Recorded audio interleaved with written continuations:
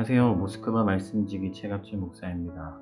오늘도 계속해서 말씀이 빛나는 밤에 전도서 본문으로 이어가도록 하겠습니다. 전도서 2장 12절에서 22절까지의 말씀인데요. 제가 여러분들에게 말씀을 읽어드리도록 하겠습니다. 내가 돌이켜 지혜와 망령됨과 어리석음을 보았나니 왕 뒤에 오는 자는 무슨 일을 행할까? 이미 행한 지 오래전의 일일 뿐이리라. 내가 보니 지혜가 우매보다 뛰어남이 빛이 어둠보다 뛰어남 같도다. 지혜자는 그의 눈이 그의 머릿속에 있고 우매자는 어둠 속에 다니지만 그들 모두가 당하는 일이 모두 같으리라는 것을 나도 깨달아 알았도다. 내가 내 마음속으로 이르기를 우매자가 당한 것을 나도 당하리니 내게 지혜가 있었다 한들 내게 무슨 유익이 있으리요 하였도다. 이에 내가 내 마음속으로 이르기를 이것도 헛되도다 하였도다. 지혜자도 우매자와 함께 영원하도록 기억함을 얻지 못하나니 후일에는 모두 다 잊어버린 지 오래일 것임이라. 오라 지혜자의 죽음이 우매자의 죽음과 일반이로다.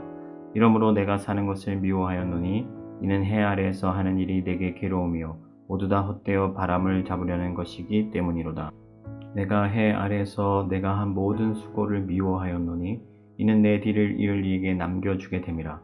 그 사람이 지혜자일지 우매자일지야 누가 알냐마는 내가 해 아래에서 내 지혜를 다하여 수고한 모든 결과를 그가 다 관리하리니 이것도 헛되도다.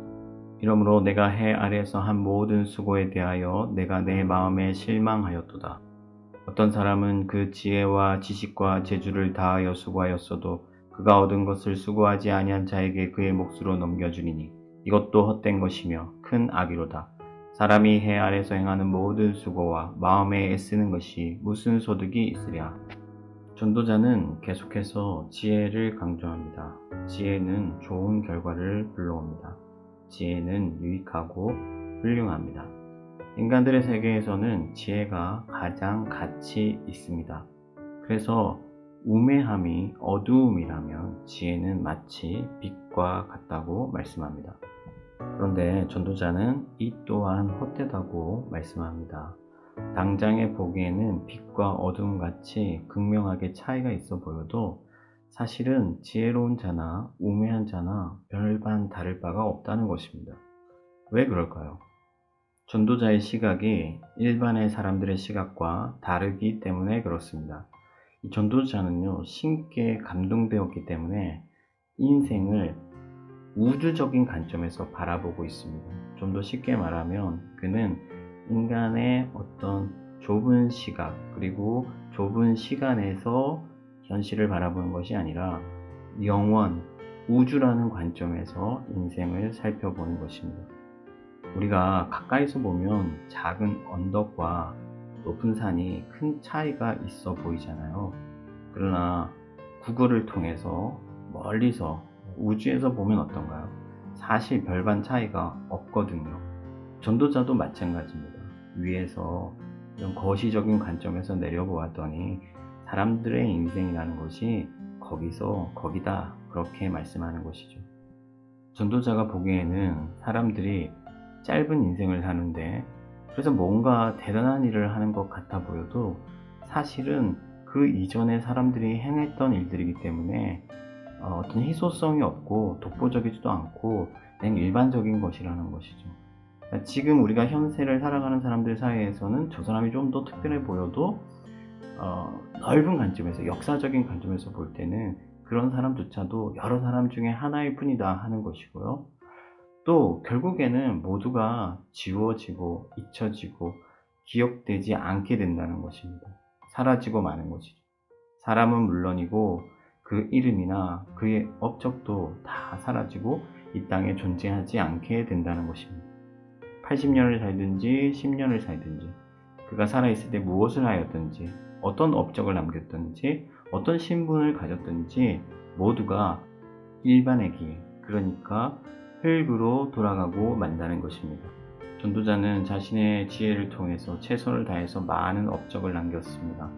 그러나 그가 이루었던 모든 업적이 결국에는 자기의 죽음 이후에는 그의 손을 떠나고 그래서 그것이 우매자의 손에 갈지 지혜자의 손에 갈지 알 수 없고 고생은 자기가 했는데 그것을 영원히 소유할 수 없고 결국에는 알지도 못하는 사람 손에 쥐어주게 되니 그게 얼마나 어리석고 부당해 보이겠어요. 아무리 공든탑을 쌓아 올려도 자신이 죽고 난 뒤에 그것이 우매한 사람에게 넘어가고 다시 무너질 것을 알게 되니까 밤낮으로 자기가 행한 모든 수고들이 미워지고 너무 바람을 잡는 것처럼 허무하게만 느껴진다는 거예요. 그런데 이것은 역사가 증명하는 사실입니다. 진시황이 제국의 통일을 꿈꾸었잖아요. 그래서 결국 하나의 중국, 대제국을 세웠죠. 그러나 그가 죽고 나니 곧바로 그 나라들이 다시 전쟁의 소용돌이에 휘말려 갔다는 것입니다. 제갈공명이라는 사람이 있어요. 우리가 삼국지를 읽어봐서 알겠지만 그가 정말 지혜로운 사람이었었거든요. 위대한 일을 추구했고 놀라울 만한 결과들을 가져왔습니다. 그런데 그가 죽고 난 뒤에 어떻게 되었을까요? 그의 업적들이 바람같이 사라져 버렸어요. 만약 제갈공명이나 진시황이 그 사실을 사전에 알았다면 어떤 기분이었을까요? 아마 전도자의 마음과 같았을 것입니다. 사실 전도자뿐 아니라 우리도 너무 잘 알고 있어요. 보통 사람들이 그런 말을 하잖아요. 내가 살면 얼마나 살겠다고 이렇게 욕심을 부릴까? 그런 말을 하죠. 그런데 말만 그렇게 한다는 거예요. 행동은 전혀 그렇지 않습니다. 인간들은 영원히 살 것처럼 행동해요. 그러나 그들의 인생, 그러니까 우리의 인생은 들의 풀과 같습니다. 장미나 잡초나 그들이 피어 있을 때는 잠깐의 의미가 달라 보여도 그들이 시들어서 불에 태워질 때는 그냥 한 줌 재가 되어 바람에 날아가는 것이 일반이죠. 그래서 야고보는 우리의 인생을 안개에 비유했습니다. 아침에 잠깐 있다가 사라지는 연기 같은 존재라는 것입니다. 사람은 영원하지 않습니다. 이것이 우리 인간에겐 가장 치명적인 약점이에요. 그래서 진시황은 불로초를 찾았다고 해요. 영원히 살고자 했습니다. 그의 업적 모두를 계속 소유하고 싶었겠죠. 그러나 아이러니하게도 그는 다른 사람들보다 더 짧은 인생을 살았습니다. 그렇다면 여러분, 전도자가 전하고 싶은 메시지는 무엇일까요?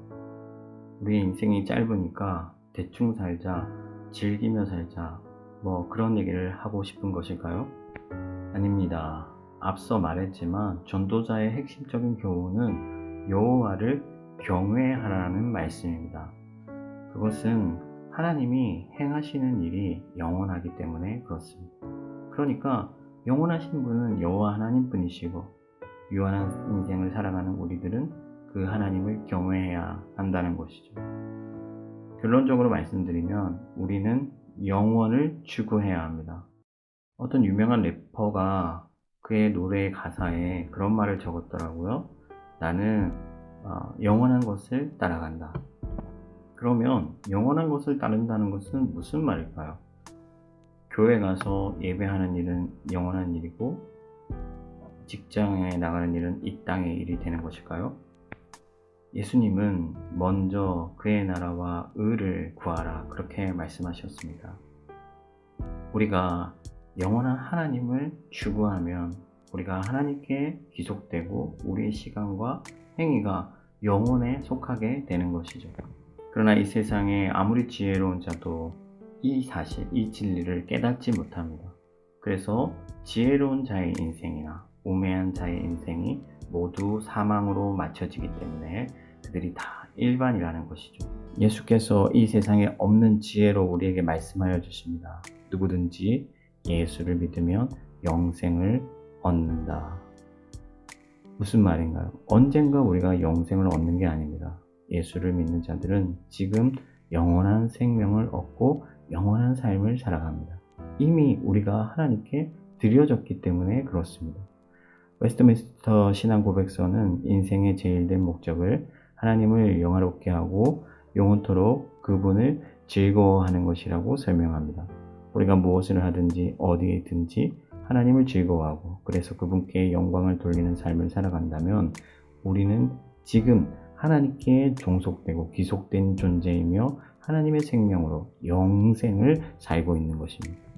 그래서 바울은 골로새 교회에 편지하면서 종들을 향하여 가르치기를 무슨 일을 하든지 죽게 하듯 하라고 그렇게 명령합니다. 그들이 섬기는 것은 그들의 인간주의이 아니라 하나님이시기 때문에 그렇습니다. 그래서 그들은 비록 이 땅에서는 노예의 신분으로 살아갈지라도 영원한 삶, 영생을 지금 살아가고 누리는 것이죠. 여러분들은 어떤가요? 제가 알기로는 그리스도인들 대부분도 월요병에 걸려 있습니다. 무슨 말입니까? 출근하는 게 너무 싫은 것이죠. 이것은 영생이 아니에요. 세상에 종속되어 있는 것입니다. 요즘은 돈 받는 만큼만 일한다. 그렇게 얘기를 해요. 나를 일하게 하고 싶다면 돈을 더 지불하라는 것이죠. 이것이 세상의 지혜입니다. 물론 너무나 당연한 이야기예요. 갑질이라든지 열정페이라든지 이런 문제가 심각하죠. 그러나 그리스도인들은 세상의 지혜를 초월합니다. 우리의 시간과 우리의 행위는 돈에 종속되어 있지 않다는 거예요. 우리의 수고와 우리의 시간, 모든 것이 하나님께 기속되어야 합니다. 무엇을 하든지 어디에 있든지 주의 영광을 위하여 하시기를 바랍니다. 예수님은 선한 일을 하여 하나님께 영광을 돌리라고 말씀합니다. 이것은 특별히 착한 일을 많이 하라는 게 아니에요. 우리의 삶이 하나님의 선을 지향해야 함을 의미합니다. 성실하시고 섬기시고 낮아지시고 관용하십시오. 자기의 일을 하듯 직장의 일을 하십시오. 그렇게 그리스도를 섬기십시오. 그리고 하나님의 아름다운 덕을 선전하십시오. 많은 사람을 옳은 대로 인도한 자는 하늘의 별과 같이 영원히 빛나리라 하셨습니다.